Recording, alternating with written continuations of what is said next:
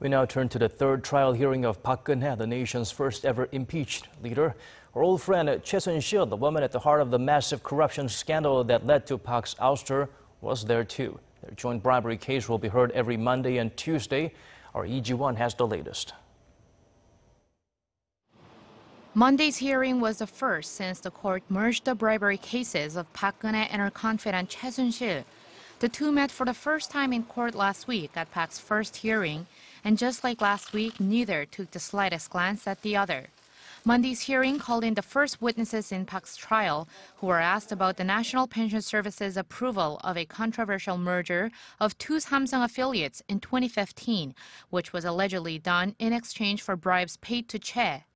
One of the key witnesses was Chu Jin-hyung, the former chief of Hanwha Investment Securities, who was fired for opposing the merger.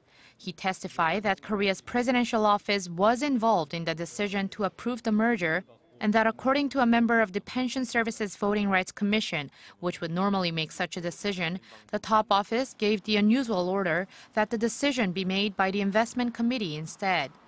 Prosecutors suspect Hanwha as having intervened because the Voting Rights Commission, made up of outside experts, would oppose the merger. Starting this week, judges will hear witness testimony about the joint bribery case every Monday and Tuesday.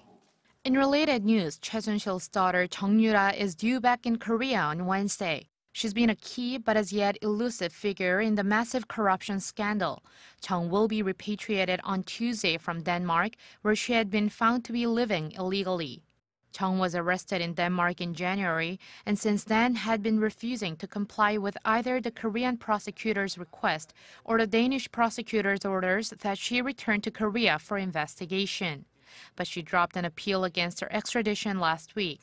Jung faces charges that she unfairly gained admission to Ewha Women's University and that she took bribes from Samsung.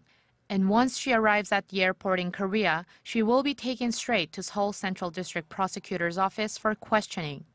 Lee Ji-won, Arirang News.